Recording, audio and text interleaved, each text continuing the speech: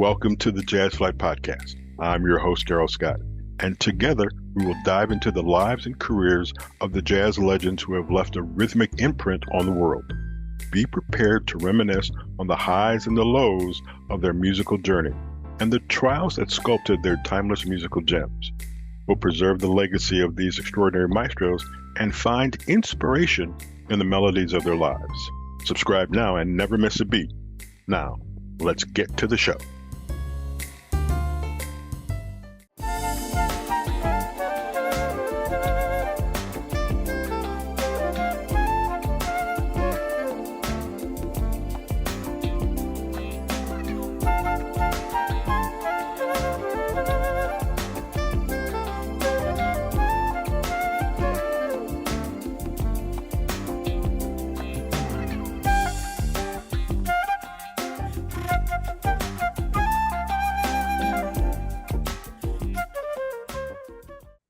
Hi, everybody. Welcome to the Jazz Flyte Podcast. Today we have a return visitor.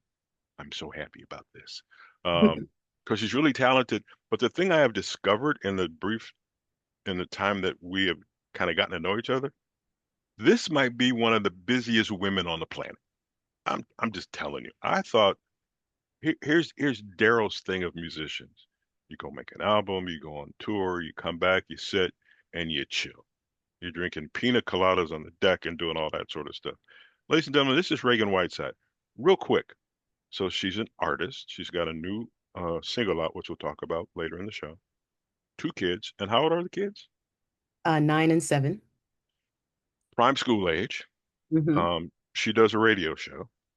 Mm-hmm. 2 radio shows. 2? 2. You know, if you ever need a break, call me. So there's the 2 radio shows, and she's got this thing out called Ragan Whiteside, Chopped and Flutted Flute. It's a sample library. Yeah. I'm interested in that because I understand as long as I have talked to you guys, everybody has some kind of side hustle. Right now, yours might be the most interesting I've heard of. So first of all, hello, how are you? Looking wonderful. Thank you. Tell us about this Chopped and Fluted Flute sample Yeah. volume, and it's volume 1, which means Volume there's more to 1. come. Yes. Yes. So Chopped and Fluted is a sample library for beat makers and producers. So when instead of using fake keyboard flute, they Hmm. have actual real flute sound that they can pull in. So I played like over 100 different flute licks in different genres and speeds and whatever else and keys. And you can pull it in to your tune and just you have real flute. You don't have to get the fake stuff. You actually have a human being playing flute on your tune. What prompted this? Why did you create this? Because this, don't get me wrong, I would think they would just call you and go, "Hey, Reagan, can you play on this track? I can send it to you. You can do your thing." Yeah, Why well, create this? because there are a lot of people who are not in the jazz realm who, don't think that they have access to a real flute player.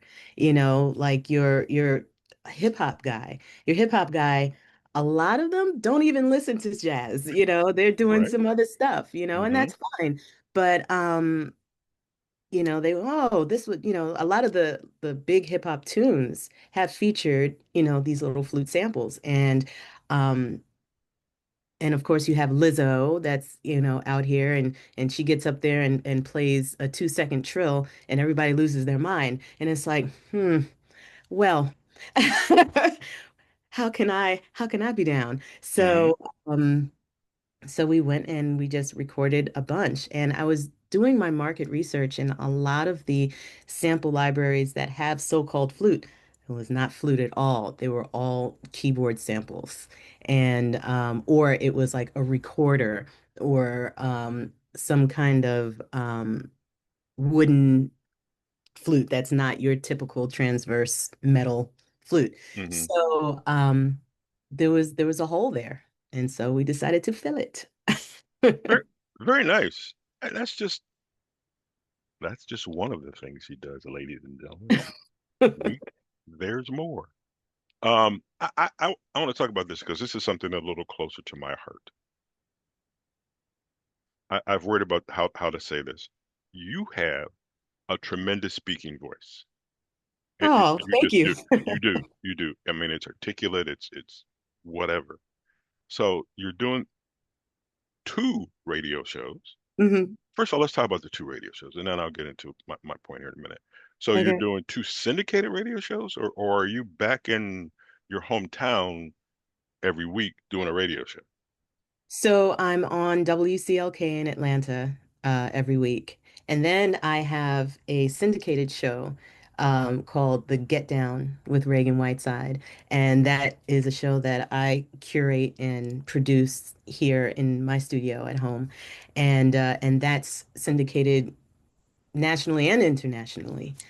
So it's growing. I think we have about 12 stations now that are spinning that. And so that's a 2 hour show. And the show that I have on WCLK on Saturdays, that's a 4 hour show.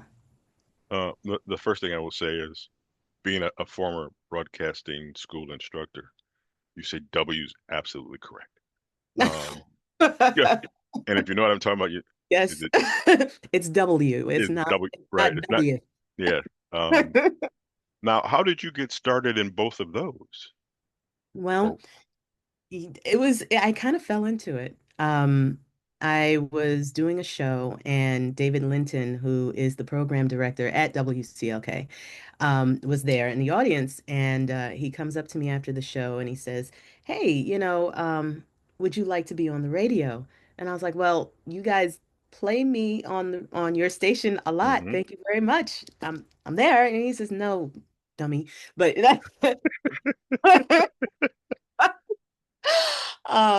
as an on-air personality. And I said, well, yeah, I've never done anything like that, but I'll give it a shot. And he says, well, here's the script, audition, and send me the script back, record it, and we'll see how you do. So I did it. I turned it around in a day, and 3 months later, I'm on the air. And that turned into I did that for I'm actually on WCLK. This is my 5th year. Man, It'll be 5 years in October. And then the syndicated show started about a year ago now. and what are you playing? Is the music format different? Are your choices of music different on the two shows, or you playing basically the same stuff? It's different. On WCLK, there's more straight ahead jazz, hmm or mainstream jazz, mixed in with the smooth and the acid and the da da da da.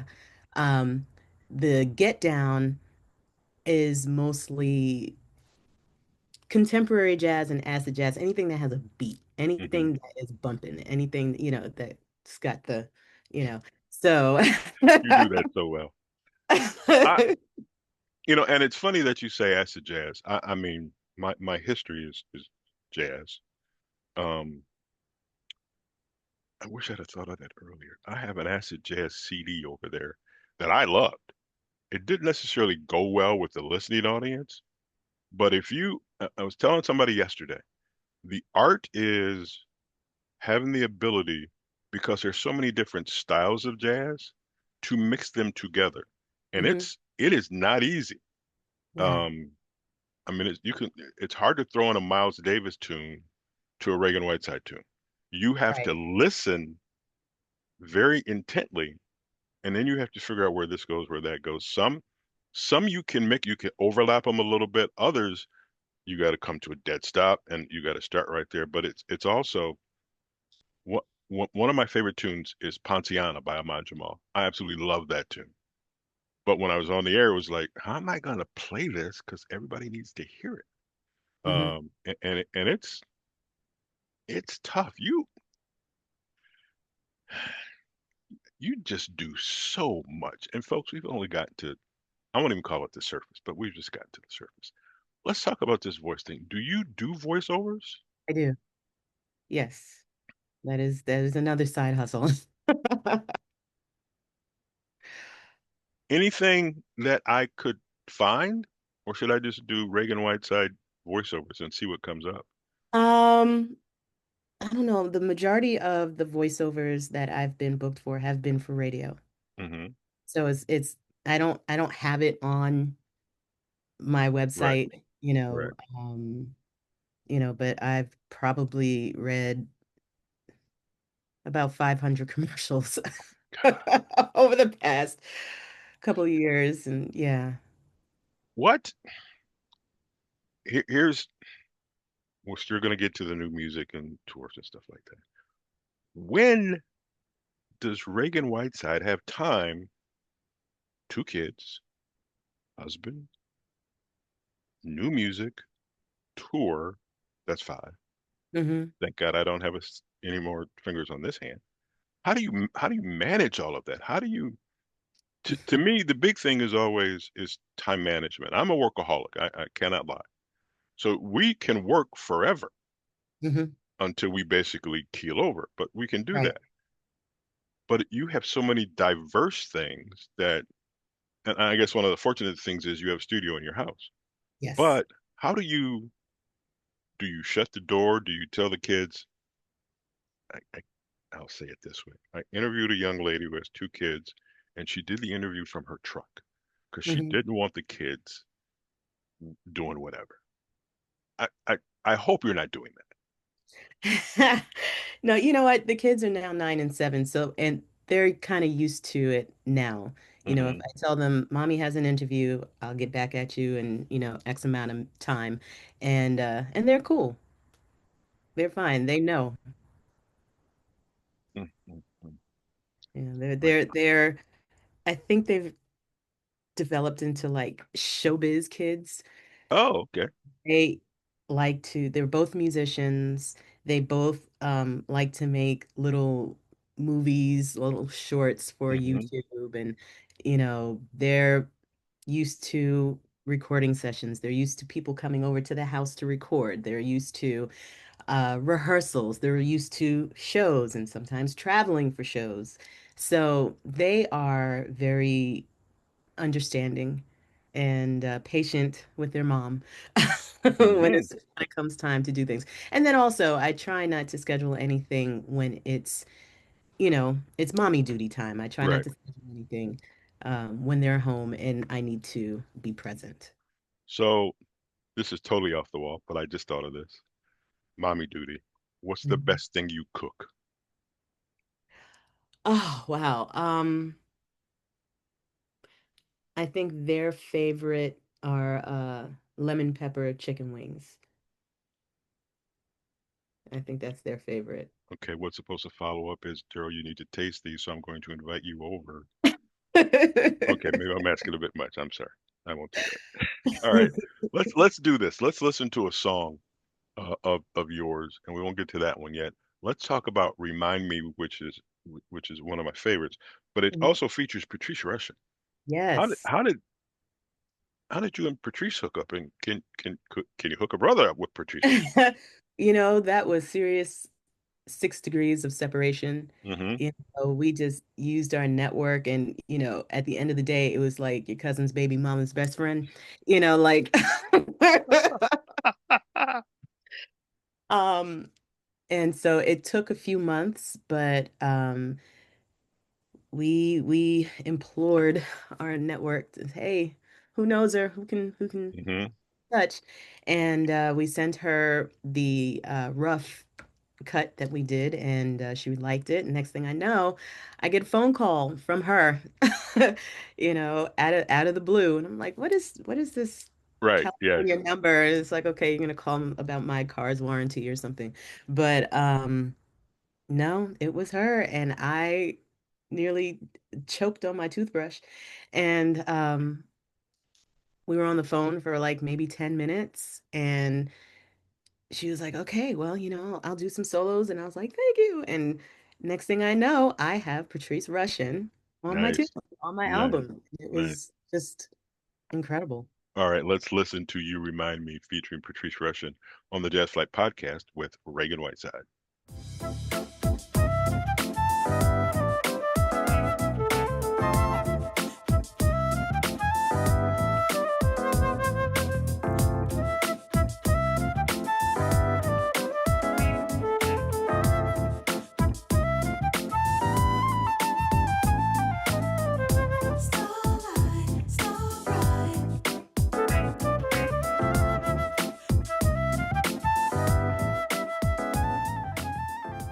That's You Remind Me by Ragan Whiteside with the help of some woman named Patrice Russet. Some of you may know her.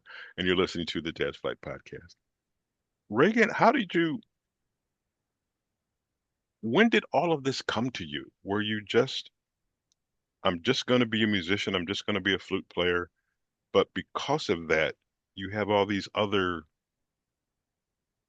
side hustles? I mean, Mhm. are you sitting there at home, sitting in the lounge chair, watching the kids play Scrabble or whatever, and all of a sudden, oh, I need to do this chopped and fluted thing, or I need to do voiceovers, or I need to do. How did you come about all of this? You know, you just kind of happen into it, and when you stay open and you see the opportunities, it's just like I could do that. Well, let me give it a shot. And with voiceover, it was really almost by chance that I kind of fell into it. I started reading commercials for WCLK, and I was doing it, week after week after week after week for various companies and whatever else. Mm-hmm. And one day somebody said, "Oh, well, you're pretty good at this. Do you do this?" And I'm just Right. like, "I do it for the station." And they told me about a voiceover convention out in LA called That's Voiceover, and it's Mm-hmm. put on by SOVAS, which is the Society of uh, Voice Arts and Sciences, and kind of like the Grammys or Mm-hmm. the NARAS for Right. but for voiceover. Mm-hmm. And I met uh, a lot of great people. Joan Baker and Rudy Gaskin, they are the head honchos. They created Silvis and they Mm-hmm. created that voiceover. And and I got to meet them and I got to meet a lot of people in the voiceover community. And I won a competition. Wow. It was a competition to do a voiceover for CBS LA, and you got a bunch of gear and everything, and I threw my hat in the ring, and I definitely did not expect to win, but next thing Mm-hmm. I know, I was in the top five, and then they were calling my name and Right. giving me all this stuff, and I was like, oh Right. my God, maybe I can do this. Right. And so I got an agent out of Mm. it, a voiceover agent, and I've been doing auditions and all kinds of stuff ever since. It's your voice is clear, it's articulate, it's emotional. I sound like I should be an agent or something. No, I'm trying to get into voiceovers myself. Um, but it's that unknown thing that a lot of people just don't know about. And Mhm. I grew up in Cleveland. There was a guy here, we had a guy named Ernie Anderson. I knew him as Gallardi. He used to host this Friday night horror picture thing, and it was fine. And then he became the national voice for ABC. He said The Love Boat. He said, can't think of the other show, but it was all the time. And I Mhm. sat in a seminar one time and he was there, and I'm like a kid in a candy shop. I'm like, and I've don't get me wrong, I've done a few. I ain't telling that story. That's embarrassing. Uh-oh. But I've done a few, and it's one of those things. You try not to get burned out. You try not Mhm. to do too many of them, but you can. I mean, technically, you could put the flute to the side and do 1 year of voiceovers and make just as much. Um, well, you should be able to come close. Mhm. You need to get that national TV spot. That's what you need to do. Yeah, I For need five of them. Yeah. or cable or something, but it's out there. But it is remarkable the amount of talent that you have. And in our short conversations, you're a very genuine person. Okay. Um, and I think the other thing too is you have this sense of humor. When it comes to the things that you do, you take them seriously. But for the most part, you're kind of this happy-go-lucky, I just want to have fun kind of woman. I can see you playing with your kids. Hmm. It's my time. I'm playing with my kids. Don't bother me. Yeah. Which I think is tremendously helpful. Which brings me to Fancy Footwork. Hmm. Is there something to that title? How did this idea come to be? Well, honestly, since I left my corporate gig a few years ago now, um, I've had to do a lot of fancy footwork to keep Hmm. everything afloat, Right. you know. Hmm. You gotta hustle. It's hustle and grind. It's very serious. Right. And and doing it without a safety net, it's especially with kids and Hmm. a mortgage, and crazy expensive health insurance. You gotta do a lot. And then trying to be a good mom, be a good wife, be a good person, and have time to yourself, Hmm. take care of yourself. You got to do a lot of juggling. It's a lot of fancy footwork. So, yeah. Very nice. All right, let's take a listen to Fancy Footwork, the latest release from Ragan Whiteside on the Jazz Flyte Podcast.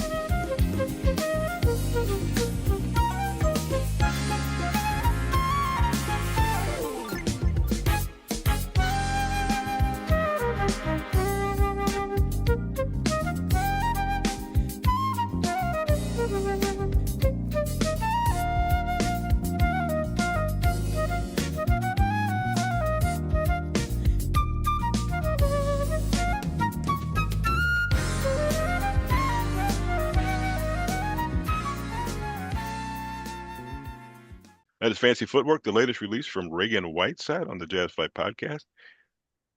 I'm Darrell Scott. The woman next to me, that is Ragan Whiteside. She's tremendously talented. Um, what else can we? Is the new record ready, or is just the single out? Just the single. The album is being worked on. How long will it take you? You think? Well, ideally, it'll be done tomorrow. Realistically, um, Okay. All righty then.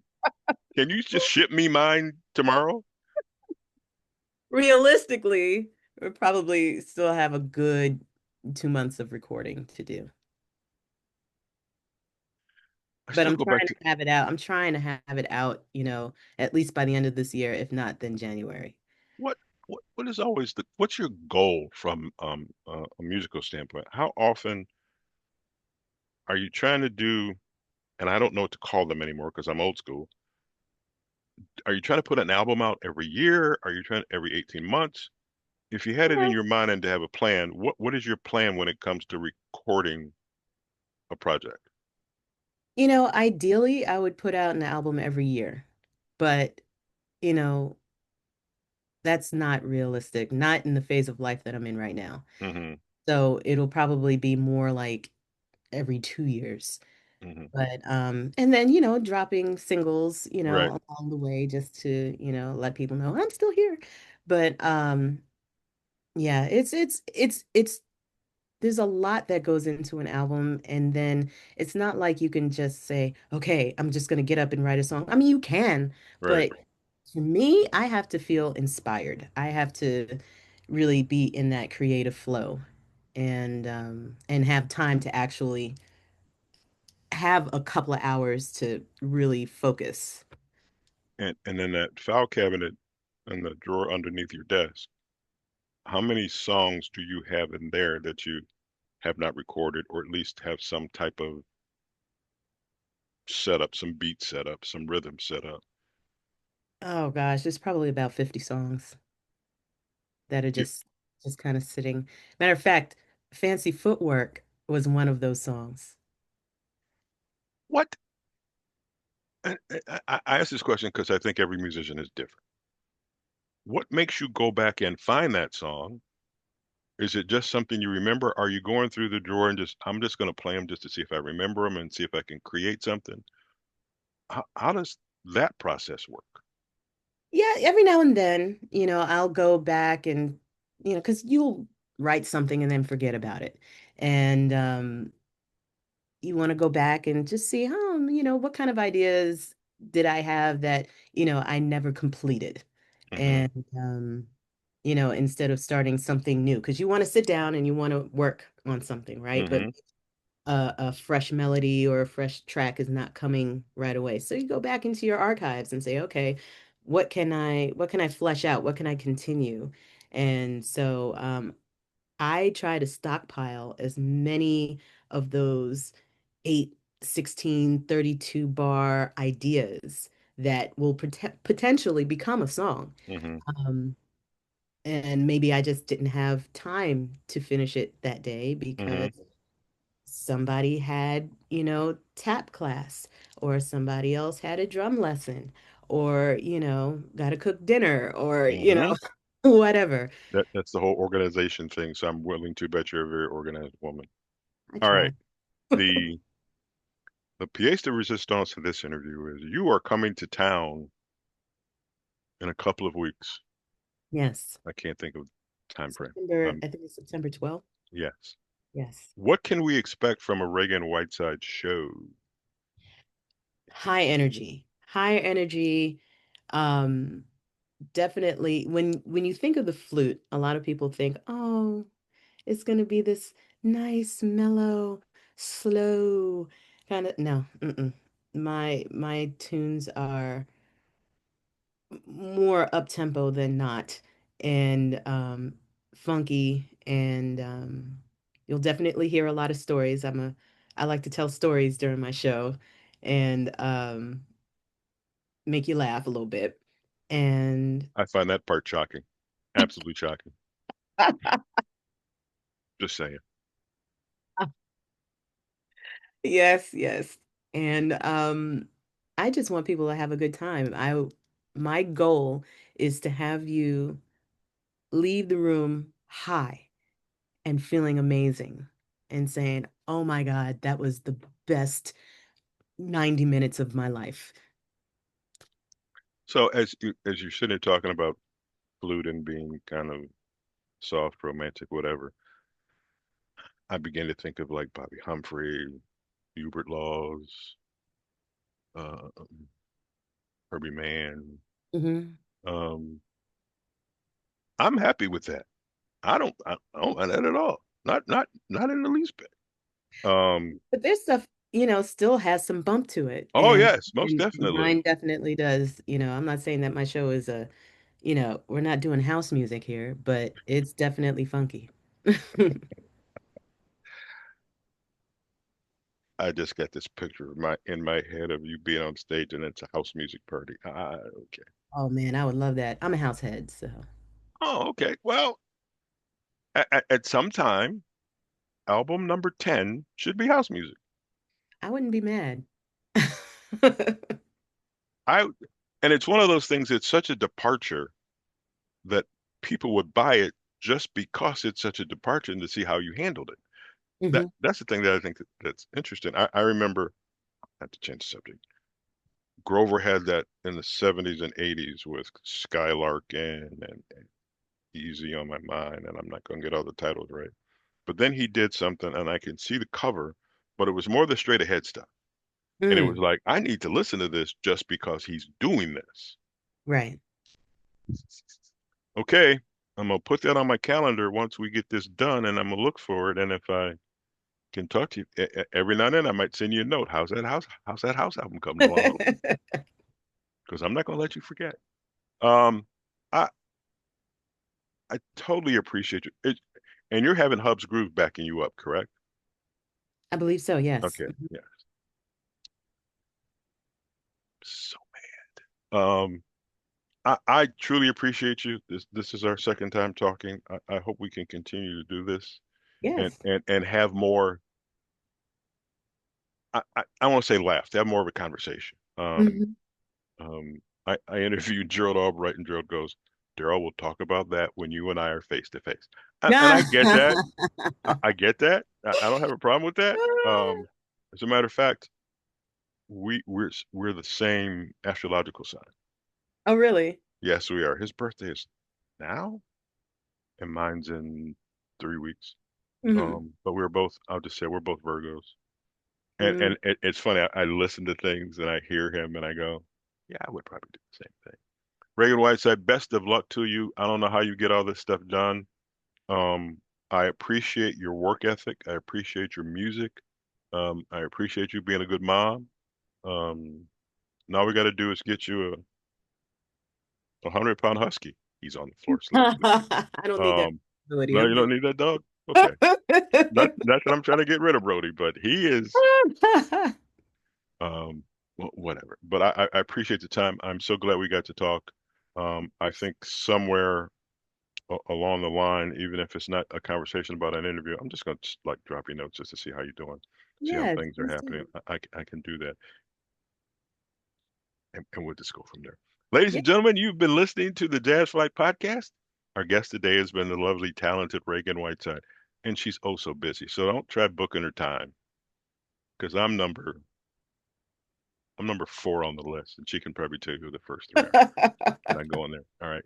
So we'll talk to you next week. Reagan, once again, thank you very much. I appreciate it. If you like what we do, please subscribe and at least listen because there are occasions when I know people listen to the beginning and they don't listen to the end. This is Hmm. one of those you got to listen to the end. Yeah. It is. She says some tremendous stuff. Once again, like I said, once again, thank you very much, Reagan. We will do this again sometime soon, and Thanks we'll for talk.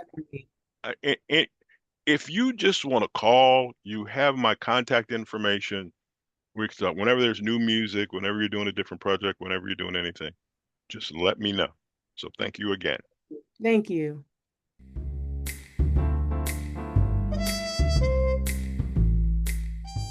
Thank you for tuning in to the Jazz Flight Podcast. I hope you enjoy these stories and soulful melodies that grew through the doors of time. If you want to stay connected with the latest updates and episodes, don't forget to subscribe to my channel and hit the notification bell. Until next time, I'm Darrell Scott.